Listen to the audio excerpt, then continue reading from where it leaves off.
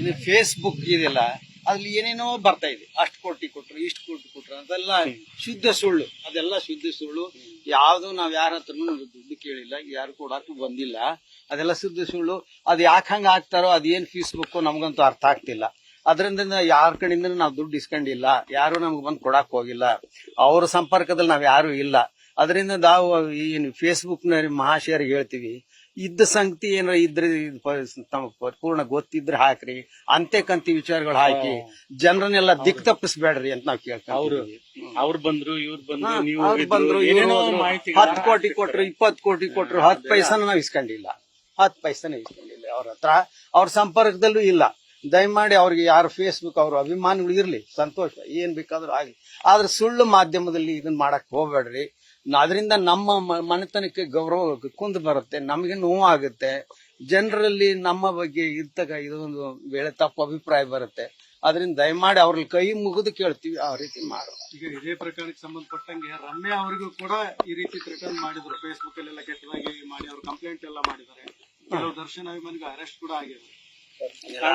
ಅದು ಕಾನೂನು ಪ್ರಕ್ರಿಯೆ. ಅವ್ರಿಗಾದ್ರೂ ಕೂಡ ನೋವು ಆಗಿರ್ತೈತಿ, ಮಾಡಿರ್ತಾರೆ. ಸುಳ್ಳು ಯಾಕೆ ಹಾಕ್ಬೇಕಂತ ನಾನು ಅವ್ರ ಅಭಿಮಾನ ಇರ್ಲಿ, ಏನ್ ಬೇಕಾದ್ರೂ ಮಾಡಿ, ಅವ್ರ ಹತ್ರ ಹೋಗ್ಬೇಕಾದ್ರೆ ಮಾಡಿ. ಆದ್ರೆ ಇನ್ನೊಬ್ಬರಿಗೆ ಹೇಳ್ಬೇಕಾದ್ರೆ ಮಾತಾಡ್ಬೇಕಾದ್ರೆ ಸತ್ಯಾಂಶ ಇರ್ಬೇಕಲ್ಲ.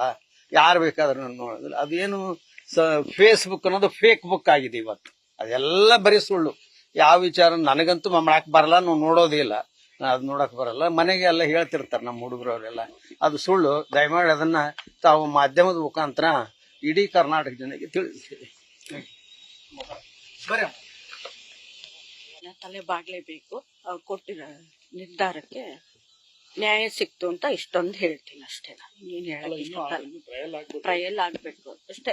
ಈಗ ಬೇಲ್ ಮೇಲೆ ಅವ್ರೇನ್ ಇದ್ ಮಾಡಿದಾರ ಅದಕ್ಕೆ ಕ್ಯಾನ್ಸಲ್ ಆಗಿರೋ ವಿಚಾರ ಫಸ್ಟ್ ನಿಮ್ಗೆ ಗೊತ್ತಾಯ್ತು, ಮನೆಯವರಿಗೆ ಹೇಳಿದ್ರು. ಹೌದೌದು ಹೌದು, ಫಸ್ಟ್ ನಾವೇ ಹೇಳಿದ್ದು.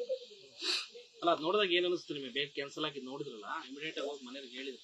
ಆ ಟೈಮಲ್ಲಿ ಏನ್ ಅನಿಸ್ತು? ಇಲ್ಲ, ನ್ಯಾಯ ಅಷ್ಟೇ. ಮಗನಿಗೆ ಆತ್ಮಕ್ ಶಾಂತಿ ಸಿಕ್ತು ಅಂತ ಅಷ್ಟೊಂದು ಸಂತೋಷ ಪಡ್ಬೋದು ಅಷ್ಟೇ. ಇಷ್ಟ ನೀನು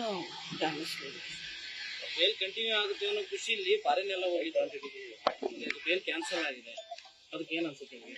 ಅದು ಕಾನೂನು ಬಿಟ್ಟು ವಿಚಾರ ಅಲ್ವಾ, ನಾವ್ ಹೆಂಗ್ ಹೇಳಕ್ ಆಗುತ್ತದು? ಅವ್ರಿಗೆ ಅದು ಅವ್ರಿಗೆ ಬಿಟ್ಟಿರೋದು, ಕಾನೂನಿಗೆ. ಶಿಕ್ಷೆ ಆಗುತ್ತೆ ಅನ್ನೋ ನಂಬಿಕೆ ಬಂದಿದೆ. ಅದು ಕೋರ್ಟಿಗೆ ಅನ್ವಯಿಸುತ್ತೆ, ನನಗ್ ಗೊತ್ತಿಲ್ಲ. ಕಾನೂನು ಏನು ತೀರ್ಮಾನ ತಗೊಳುತ್ತೋ ಅದು ಕಾನೂನಿಗೆ, ಕೋರ್ಟಿಗೆ ಬಿಟ್ಟ ವಿಚಾರ. ಯಾರು ತಪ್ಪು ಮಾಡಿದಾರೋ ಅವ್ರಿಗೆ ಶಿಕ್ಷೆ ಆಗ್ಬೇಕು ಅಷ್ಟೇ, ನಾವ್ ಕೇಳ್ಕೊಳ್ಳೋದು, ಇನ್ನೇನು ಇಲ್ಲ. ಇವತ್ತಿನ ತೀರ್ಪಿನ ಮೂಲಕ ನಿಮ್ಗೆ ನಂಬಿಕೆ ಬಂದಿದ್ಯಾ ಅಂತ? ತೀರ್ಪು ಬಂದಿದ್ಯಲ್ಲ? ಬಂದಿದೆ. ನಮಗ್ ಕೋರ್ಟ್ ಮೇಲೆ ನಂಬಿಕೆ ಇದೆ, ಕಾನೂನ್ ಮೇಲೂ ನಂಬಿಕೆ ಇದೆ, ನಂಬಿಕೆ ಇದೆ. ಯಾವತ್ತು ನಾವ್ ಅದನ್ನೇ ಹೇಳ್ತಿರೋದು, ಮುಂದೂ ಅದನ್ನೇ ಹೇಳ್ತೀವಿ ಅಷ್ಟೇ. ಇವ್ರು ಹೊರಟಿದ್ರು, ನಮ್ಮನೆಯವ್ರು ಹೊರಟಿದ್ರು ಪೂಜೆಗೆ. ಇಲ್ಲ, ನಮ್ದು ಅಭಿಷೇಕಕ್ಕೆ ಕೊಟ್ಟಿದ್ವಿ, ಅದಕ್ಕೋಸ್ಕರ ಕೈ ಮುಗಿದ್ ಬರೋಣ ಅಂತ ಹೊರಟಿದ್ರು. ಮತ್ತೆ ನೀವು ಫೋನ್ ಮಾಡಿದಾಗ ನಮಗ್ ಗೊತ್ತಾಗಿದೆ, ಅಲ್ಲಿವರೆಗೂ ಗೊತ್ತಿಲ್ಲ. ಅಣ್ಣಾರು ಹೇಳಿದ್ರು ಈ ವಾರದಲ್ಲಿ ಆಗತ್ತೆ ಅಂತ, ನಮಗೂ ಗೊತ್ತಿಲ್ಲ ಅಷ್ಟು.